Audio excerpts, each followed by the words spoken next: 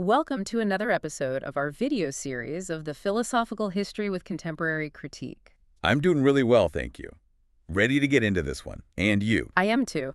I'm especially energized today because we're tackling something that, well, I think almost anyone who's ever taken a philosophy class has felt. Oh, I know exactly what you're talking about. The And- casual dismissal. Exactly. The Yeah. casual, almost joyful dismissal of these huge philosophical figures. It's a strange habit, isn't it? It's almost treated like a national sport in some academic circles. Mhm. This impulse to just bury a giant like Plato or Kant with Yeah. a single clever phrase. And it's so at odds with the actual work involved. I mean, when you think about it, the estimates for Aristotle's surviving work alone are something like 1,000,000 words. Over 1,000,000, yeah. It takes years, literally years of your life just to know a figure well enough to even stand on their shoulders, let alone, Yeah. to criticize them properly. But for so many people, the first thought is, I can't possibly grasp all of this. And the very next thought is, so where's the shortcut? That shortcut is really the core of what we're looking at today. Right. And to be clear, this isn't about rigorous intellectual critique. I mean, true critique is probably the highest form of respect you can pay a thinker. Of course. This is about that impulse to just throw it all away. What's the psychological driver for that? And maybe more importantly, what's the intellectual price? What does taking that shortcut actually cost your brain?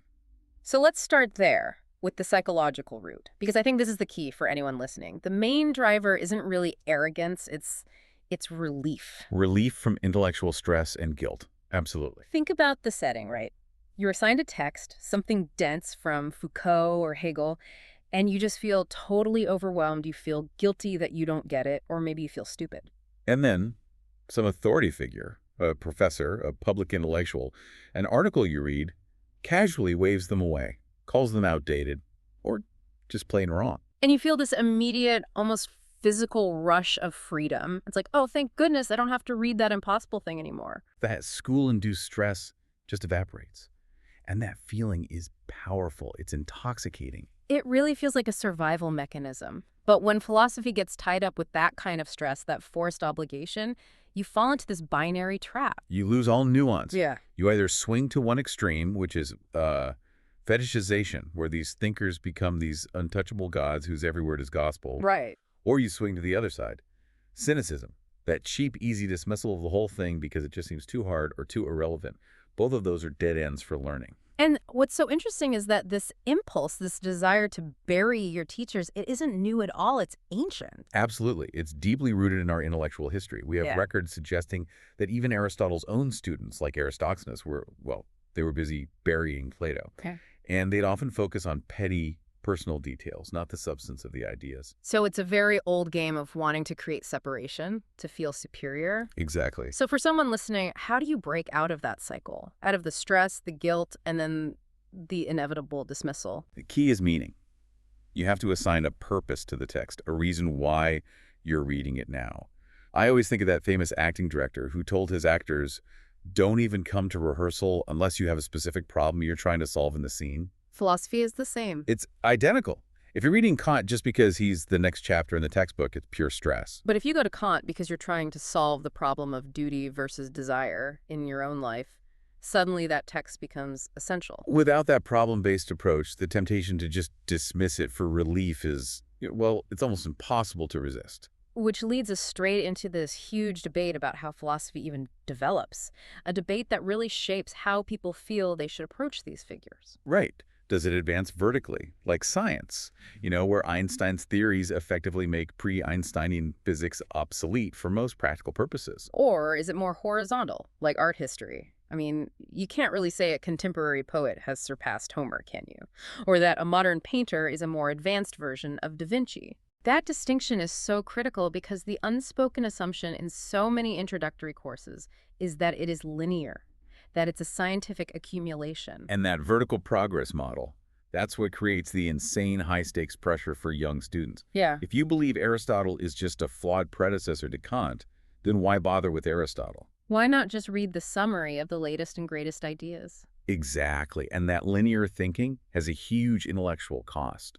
It funnels you directly towards that dismissal button because you're always chasing the most current answer. It creates this false image of all these philosophers sitting around a table through history, just waiting their turn to correct the person who spoke before them. But if you approach it like art, as a horizontal field, the whole dynamic changes. The pressure shifts. Ah. A later thinker isn't necessarily replacing an earlier one. They're offering a different lens on the same timeless human problems. You wouldn't skip Renaissance art just because you happen to prefer Expressionism. So for someone listening, what's the better way in? How do you avoid that chronological trap? The problem-based alternative. You enter philosophy through the big foundational problems. What is consciousness? What are the limits of our knowledge? How do we organize a just society? This sounds much harder to teach, though. It is. It's way easier to give a lecture on Plato's biography than it is to trace the concept of causality through 4 different thinkers. But if you approach the field with a problem you care about, instead of just a historical figure, you immediately see the relevance of even the oldest texts. The stress of having to read through a gallery of great men in order it disappears. That choice problem versus chronology, it has a huge impact on how we view radical critique. And speaking of radical critique, we have to talk about Marx. Of course. His famous line about philosophers only interpreting the world when the point is to change it. I mean, on the surface, that sounds like the ultimate act of dismissal. He's sweeping away thousands of years of thought in one sentence. And this is where we have to get really sharp about the difference between a cheap dismissal and a true, high-level philosophical critique. A critique like Marx's goes so far beyond just saying, you were wrong. A truly great critique has to explain why the predecessors were wrong. Or even more profoundly, why their specific error was a necessary step, a product of their historical moment. You can't just toss out the old ideas. You have to absorb them. You have to understand the error from the inside and explain why it had to happen for your own insight to become possible. The error isn't something external to history. It's part of the engine of history. And to really see that in action, that move from simple dismissal to a dynamic critique, we have to look at Hegel, because Marx is fundamentally working with Hegelian tools. He is. We have to talk about the master-slave dialectic. Okay, so Aristotle's view of slavery was static. Some people are just natural slaves. Right. Born to be led, lacking full reason. Hegel demolishes this. He replaces it with a dynamic human struggle. It doesn't begin with fixed roles. It begins with 2 free consciousnesses. Both wanting recognition. Both seeking recognition from the other. And in this struggle, one, the master, is willing to risk death for that recognition. The other, the slave, chooses to submit to preserve their life. So the master gets what he wants, and the slave gets to work. And here comes the twist. The profound insight that Marx grabs onto. The slave, through the act of working, through transforming the world, grows. Whether it's tilling a field or, in a modern sense, coding a program or managing a supply chain. Exactly. By imposing their will and discipline on raw nature, the slave develops skill, self-awareness, and eventually a deep understanding of their own productive power.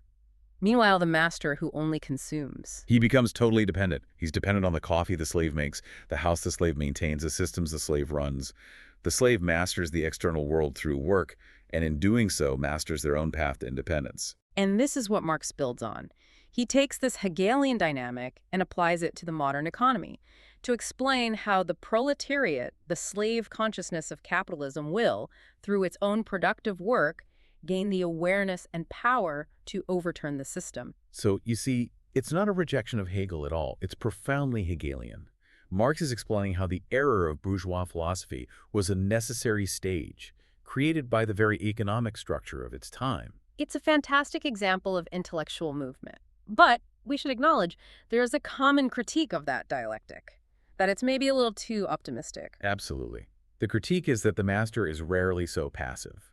The controlling class actively works to prevent the slave from gaining that consciousness. Through distraction, ideology, consumerism. Or by making the labor so fragmented that no single worker can see the true scale of their collective power.